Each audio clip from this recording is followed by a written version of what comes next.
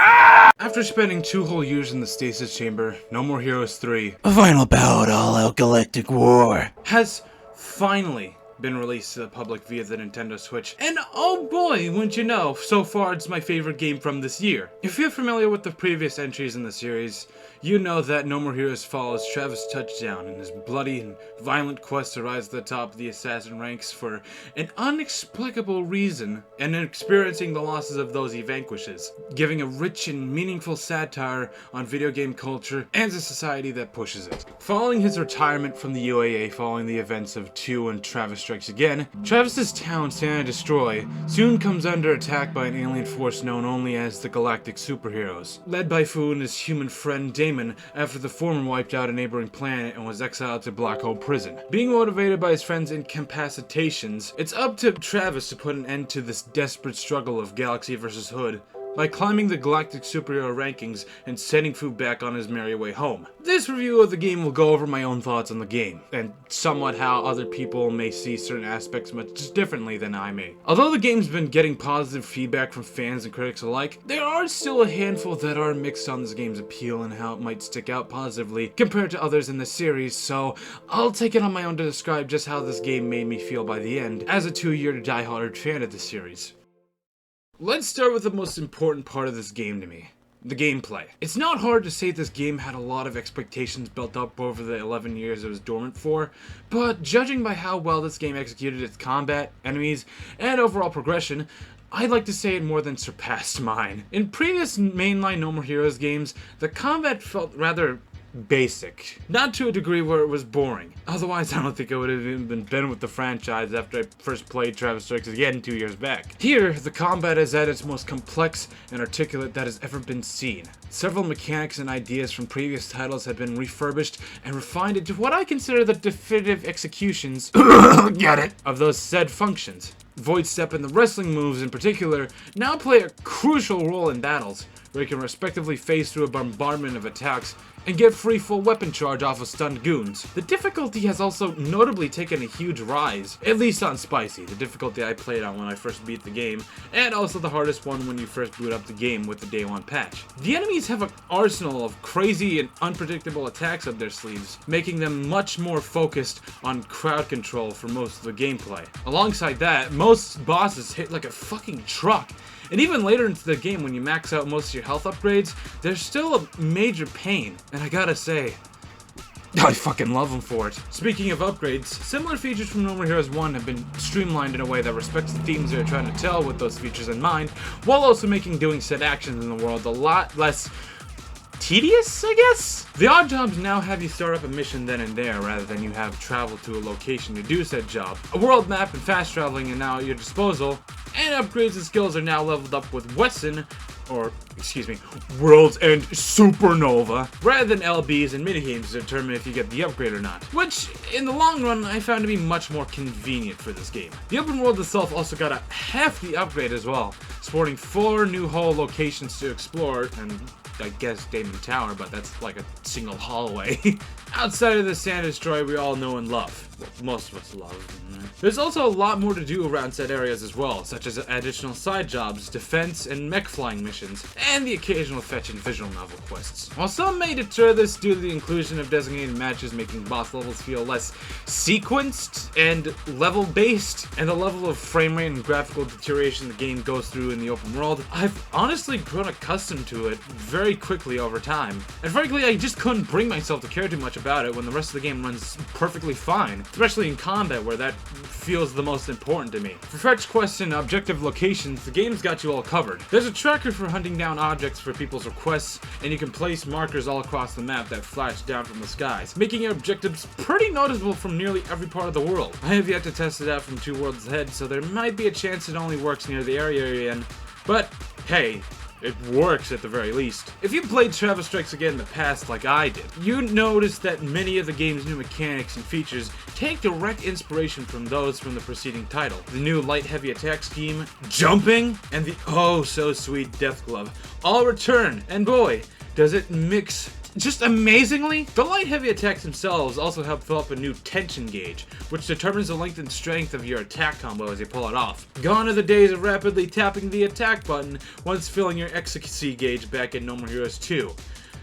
Oh wait, there's Mustang mode. Anyways, overall, I'd say it's pretty solid. Though I wish the Death Glove got a few more usable skills. I managed pretty well with the ones that were available, and frankly, I feel getting more skills would make it even more overpowered in the long run. I had a ton of fun making my way through hordes of aliens and watching that slash reel give me tons of incredible combat capabilities, though I didn't really enjoy having to deal with the more spongy type enemies, to be honest, like especially later in the game when they just keep coming, man. It's thrilling, bloody swordplay at its absolute finest. If you're curious on how the writing in this game is handled, you'll have to take note that this game takes some of the referential humor of the past games and breaks it to about 11,000, 11 million, 11 billion, you know, like, it's very in your face about it, I'll just say that much. There are some keywords that get censored out due to possible copyright issues, of course, but yeah, there's some material that just outright gets spoken aloud, which it kind of surprised me at first, and compared to the other games, it felt a lot less subtle about it. Not in the bad way, mind you, your mileage may vary with that, but I still found it balanced itself well with the same balls-to-the-walls humor that supplemented the series thus far into the decade it served. The bosses themselves are still a major highlight, as true with pretty much every previous entry in the series. The designs are, to put it bluntly, out of this world. And each of the aliens' personalities reflect that and then some. There's not a single one that I didn't find at the very least interesting, but some of my favorites of mine were, of course, Midori Kawa, Gold Joe, Sonic Juice, and Lord Fu, obviously. Another thing that struck me as odd at first were the interludes between the beginning, middle, and end of an episode. There's an anime-esque opening and closing credit sequence to each that makes each chapter feel more at home as a TV series, which, you know, I totally binge if we're real. Let's be honest here. There's other character building scenes spliced right in there, such as conversations between Fu and the current galactic superhero you're about to face, and during Travis and Bishop's conversations about, hold on a second. Takashi Miike's films and Japanese culture. What the fuck is this game? However, I'd like to bring light to a little known prevalence in this game, and that's something I'd like to call Let's Shake syndrome, where a character advertised in the rankings gets killed off by another character, with or without you having to fight that said killer. This was, of course, alleviated by the fact that most of those said killers are actually humans rather than aliens, giving an unexpected diversity to the boss roster and pertaining to a theme of Travis having to both work and fight against the humans at his own accord. The only issue it serves is that we never really get to fight any of the killed aliens afterwards, but at the very least, the deaths weren't entirely in vain. Overall, extremely solid story, I'd say. I also dig what they did with the UI. It looks super slick, and everything is available to you at the snap of a finger. I'm sorry, I can't snap my fingers. It's something that I would consider peak video game referencing, pulling in elements from nearly every console generation's library and forming something really special from it. There's also a congruent theme with Travis Strikes Again, which, unlike other games that share a similar element, both Travis Strikes Again and No More Heroes 3 use indie and metagame culture to pilot a much bigger meaning behind their plots, which I believe they both do extremely well with, though obviously, either which you prefer is up to your own accord. Next up, I would like to gush a little bit about this game's soundtrack because, boy, does this game's OST hit hard. I'm gonna be on front, as soon as I beat this game, this OST became my favorite in the entire series. And as an already especially high bar set by every single installment before this, that's a pretty fucking stellar accomplishment. Basically, imagine if all the elements of NMH's past attempts with soundtrack, with one's iconic motifs and bassy tones, two's heart-pumping garage punk sound,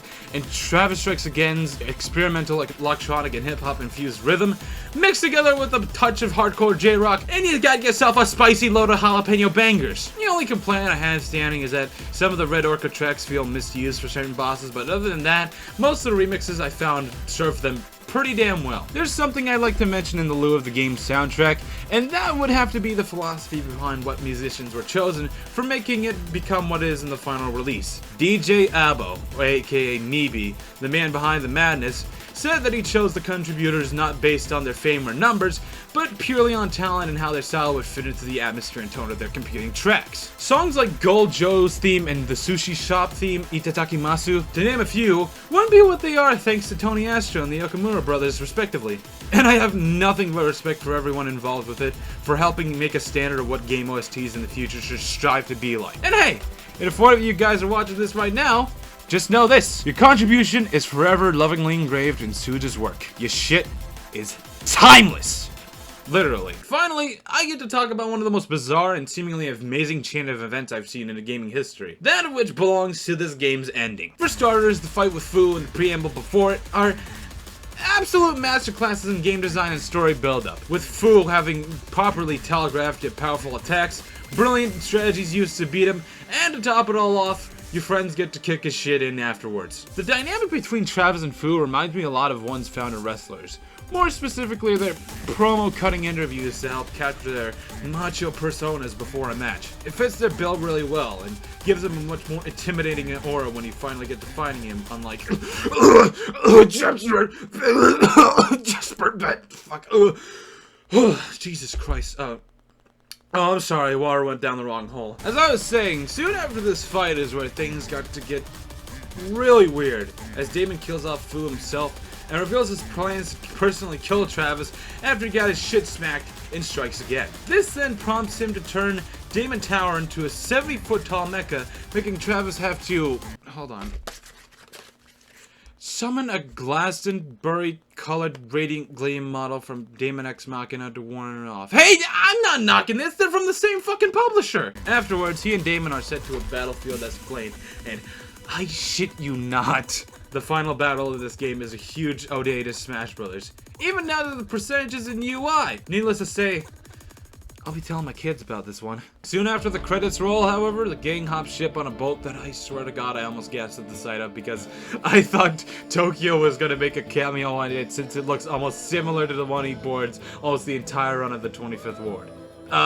Back on topic, they all come together to mourn Batman's death, when all of a sudden, Fu's father comes from the heavens, you know, space, to enact a peace agreement between his inhabitants and Earth. Travis indirectly refuses and nearly gets the whole planet destroyed, when all of a sudden, his two kids, Gene and Hunter, with the assistance of Nina Dancer, who happens to be Gene's son, Scott, comes from the future to save his ass and take him to the future, where Henry actually ends up killing Travis and taking over the world. Suffice to say, the story might not be over just yet. I guess we'll have to wait another 10 years for No More Heroes 4, if it's even happening at all at this rate. All in all, after all I've said here, it'd feel weird to say this was a disappointment for me, both gameplay-wise and sequel-wise. There's a ton more to analyze here, but I'd rather give that to the professionals rather than myself, who is literally far from professional. Even if most of the parts I felt were completely unexpected at times, it all fell together with the grace of Travis falling off his bike